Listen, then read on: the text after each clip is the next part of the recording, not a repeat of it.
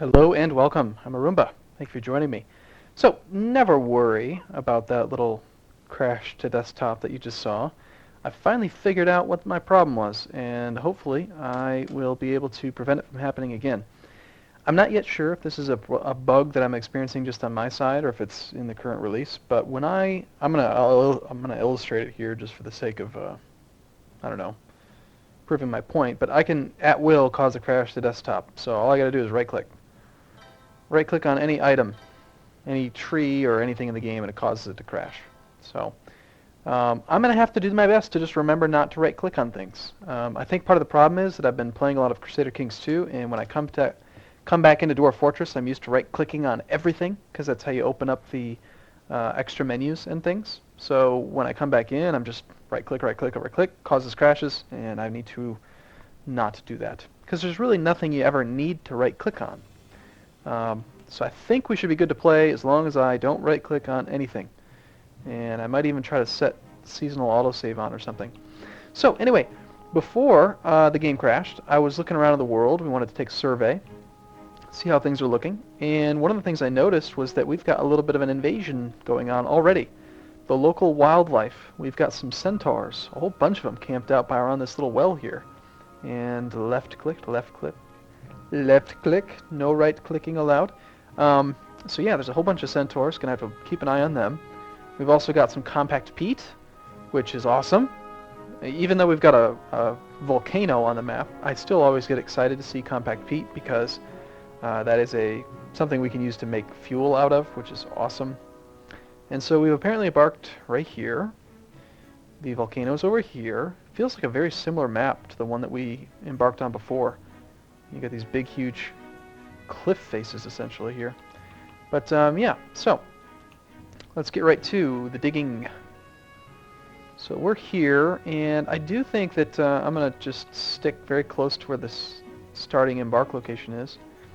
Let's just see if I can figure out where are those centaurs relative to us. How far away are they? Apparently they're pretty far down. They're way down that cliff, so I think we're okay up here. But yeah, so let's go ahead. We're going to dig into this wall, and how about we just go... we'll just dig straight through here. So do that, and then we will make our little storage area, which I've misplaced slightly. Put it there. Got to remember how to use key bindings in this game because it's totally different from Crusader Kings.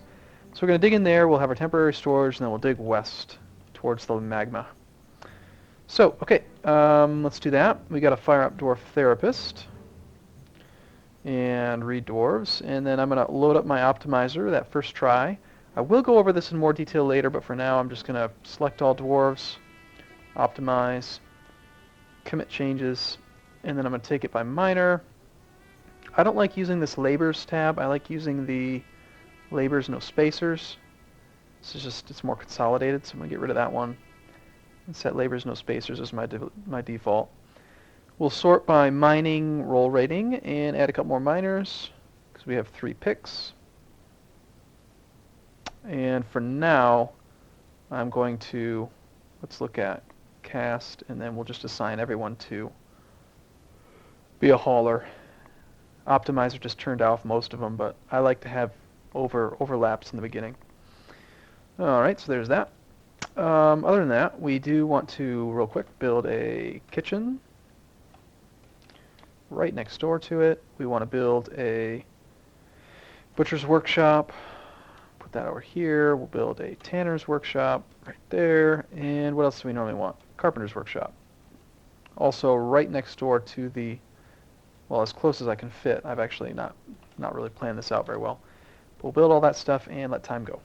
Make sure some people are not idle. Go forth and dig. And crap, here come the centaurs. Alright, so real quick, I'm going to create a zone. We're going to put a zone here for the... I'm going to use a search interface, which we actually didn't have this on the .2f, so I'm really glad that we patched it. We've got the search interface now for animals, and I'm going to search for dogs. And we'll go ahead and pasture all of our dogs in this zone. Pasture, and we'll also search for mastiffs. I could just go through there and find them, but we have all those different animals, so hopefully the dogs will ward off the centaurs for now. Otherwise, we're probably gonna die. That's okay. They should poke around and kind of check us out, but then run away. Now the kitchen's done, let's go ahead and queue up some easy meals. Carpenter's workshop. Now I'm gonna dive right into workflow because that's what I was trying to record before I had to upgrade. So what I was gonna do is show you how workflow works, and let's say we want to make something like wheelbarrows, right? Now I could just say, okay, make 3 wooden wheelbarrows, and then in another 10 minutes when I need more wheelbarrows, I can say, okay, make 3 more wheelbarrows. Or I could make 30 of them, and then every now and then I just have to come back and, manage it. But what if I just always want to have at least, say, 6 wheelbarrows and as many as 15? Well, that's exactly what workflow is designed to do. And normally, you used to have to use workflow directly through Dwarf Hack. Like I could look at workflow status, and I could manage it all from here. It's just a bunch of numbers and stuff. It's not very clear, to me at least. I like visual things. I'm a very visual person. So let's talk about how to use workflow on the graphic user interface. So all you need to do is queue up any item that you want, put it on repeat, and then use the key binding that's automatically programmed in with the current release, Control W. Control W. It's not working. Oh. Sometimes this happens for some reason. I have to Alt-Tab back in. There we go. So the workflow plugin is not enabled currently. Press Y to enable it. Now it's working all of a sudden. So you press Control W, pulls up the workflow constraints, and we're going to press Shift A for capital A. Select one of the possible outputs. Do I want to measure and track wheelbarrows made out of wood or wheelbarrows made out of any material? In this case, I want to use wheelbarrows made out of wood, so I click Enter.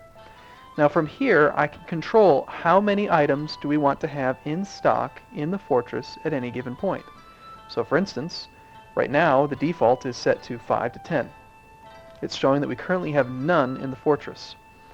So if I leave it at this, it's going to queue up and make 5 of them, and once we get to 5, it's going to continue making them until it gets to 10.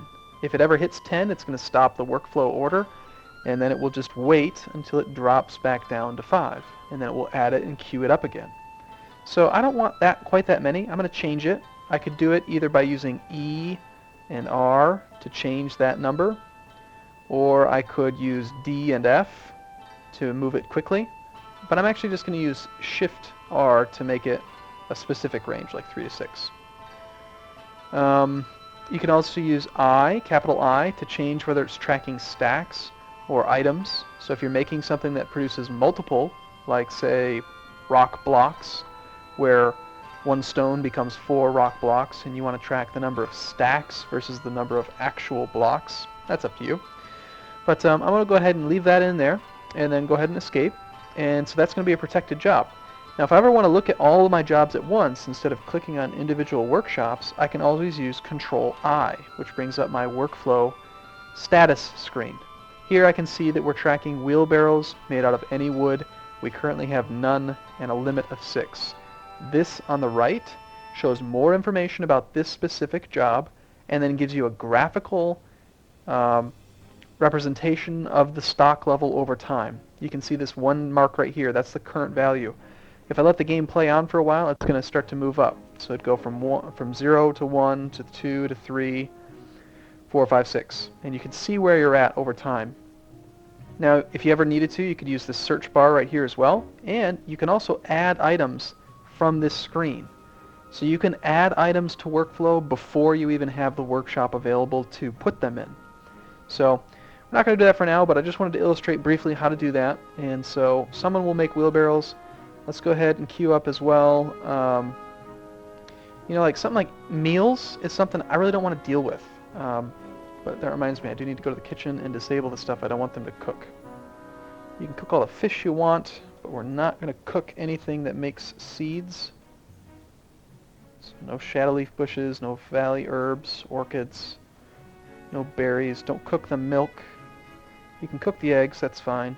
And then you can even use workflow on something like easy meals. Again, Control W will pull up the workflow constraints, add item, and I can control exactly, like, do I want to make a certain amount of biscuits, a certain amount of broth, buns, chips.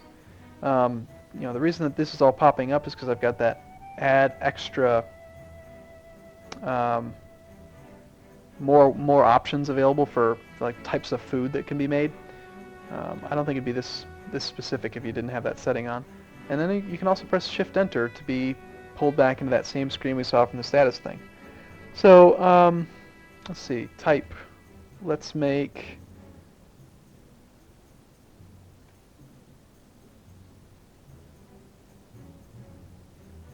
you can search for everything here. I'm trying to think, what is it called? Prepared meals.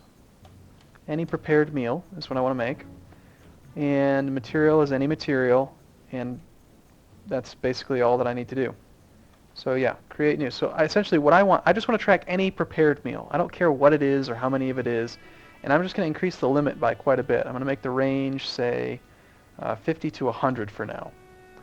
And so they're going to essentially keep on making food until we've got 100 items of prepared meals. And that just makes it easier for me. Now when I press Control I, I'll see both items on here. Any prepared meal of any material, we have none, and we will make more. So there's that and that. And next up, let's just allow a little bit of time to go. Somebody, the cook, should come over here. Let's just make sure that the cook isn't one of the miners. Might be. Yeah, it looks like it is. That's part of the problem.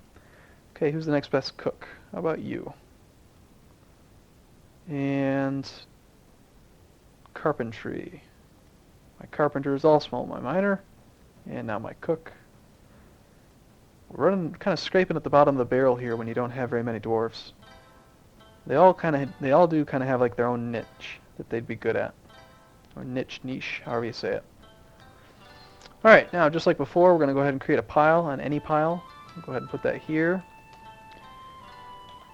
And we'll change the settings. I don't want animals. I do want food, furniture, stone we won't worry about. Bars and blocks, gems, finished goods, leather, everything but wood and armor. So basically bring everything inside, and then let's create a refuse stockpile outside. Ideally not near the water. And let's make sure we've got bins and barrels enabled on this just so that we can also bring in all the barrels of stuff. So now they should all get to work, except for the miners perhaps.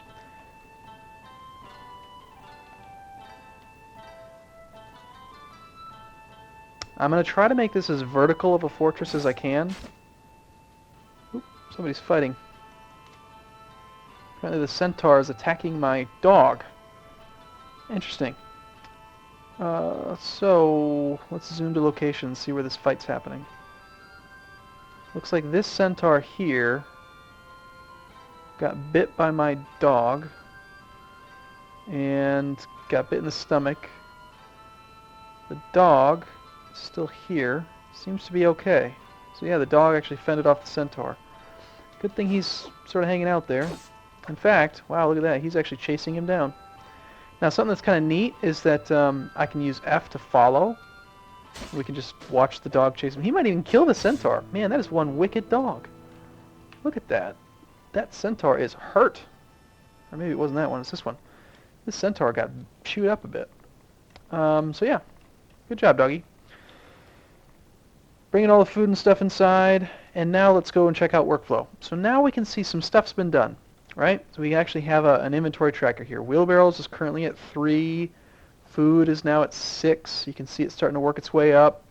And I can also look and see that, here the wheelbarrow job is still on repeat. Once it gets to 6, it's going to move to suspended. Easy meal is currently active, so this guy's cooking. That's good. Let's see, what other animals did we get? We got a couple horses. Actually got a breeding pair of horses. Cool. Something else I want to have at least a certain amount of would be buckets. Let's go ahead and add... Actually, let's do this. We'll add buckets and barrels. I keep pressing the wrong button. I'm not used to this game. I want barrels and I want buckets. And I'm going to put them on repeat. And repeat. And then Control W brings up the workflow. Constraints. I want to make barrels out of wood. And I'll just leave it at that for right now. Really, I just want to get them into workflow. Add. And then I prefer to manage it from this screen. This is just easier for me. This is more like the heads-up display type thing of the Fortress. And managing things from individual workshops just feels kind of clunky to me.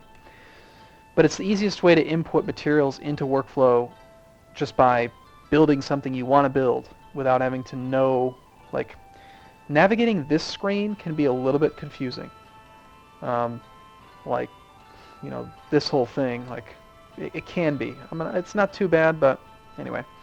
So barrels out of wood. How many barrels do I want to have on stock? Let's make that, and you can actually increase and decrease the limit here using buttons. Increase the minimum, lower the minimum, or I can just say range. So the range that I want for barrels, let's make sure that we always have at least 10 barrels on hand that are empty, and maybe as many as 30 at the most is the highest I want them to build. That's empty barrels, not filled barrels. Buckets, I don't need a ton of them, so let's make the range, say, 5 to 10 is fine. I'm going to use buckets for milking. So yeah, I don't like these centaurs being out here. I'm going to go ahead and designate a meeting zone inside so that we can get those animals to just kind of ferry their own way inside without having to tell dwarves to drag them inside. And we'll also remove that wagon so it's not a meeting zone anymore, so they're going to gravitate towards the inside of the building. Now I do need to make sure I do have harder grazing on, or harder farming, or whatever setting it is that makes it. I have to keep my horses outside. Apparently he was interrupted by that darn centaur. I might have to create a military soon just to get these guys to go away. These little circles here are the wheelbarrows that we've made, wooden wheelbarrows. So now, again, we can check workflow, Control-I. We've got 2 barrels, no buckets, 4 wheelbarrows, doing all right there. Now, this isn't going to replace your stocks screen, which you can see all of your items as well and zoom to the location of them on. This is more of an enhanced management system. So, got that corridor dug out. Got a little bit of stone to work with. Let's go ahead and dig out some spaces that we can work out of to build our furniture. This is going to be very similar to what I dug out before, and it's really temporary. I just need to get a little bit of stone and some workshop areas. I want to immediately establish the first floor of the bedrooms, and I'm actually not going to designate out the entire like 7-story thing I did before. I'm only going to designate 1 floor and then move straight into the dining room because I want to make sure that we have places for stuff. Let's build a workshop masonry. Go ahead and build a masonry right in the center there, out of gabbro, sure. And a second one there. While it's running in the background, I'm going to tab over and check just to see how many masons we have. Apparently the mason is also the miner, so let's go ahead. You can be a mason as well, and so can you. At this point, with this few dwarves, I really don't care how good or proficient they are at stuff. I just need jobs to get done. So, you know, whatever. Now this mason's workshop's done. Another item I love to have tracked is blocks. So we'll put that on repeat, Control W, add a constraint, and we want to make blocks out of rock. And I want to track it by actual items, so I'll just leave it as it is, and let's change it to, say, 40 to 60.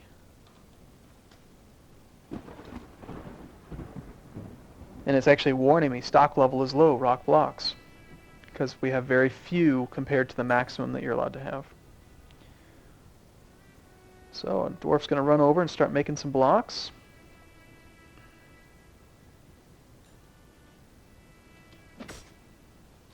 I hear combat. Dog is stunned. Okay, so apparently this dog is tenaciously attacking somebody again. Yeah, there he is right there. You can see him chomping on that centaur, this one here. It's the same one I think as before. He's really aggressive or something. He's getting wounded. Now our dog did get slightly hurt, and we'll be okay, I think. Now that we have a couple rock blocks, let's go ahead and make a furniture workshop.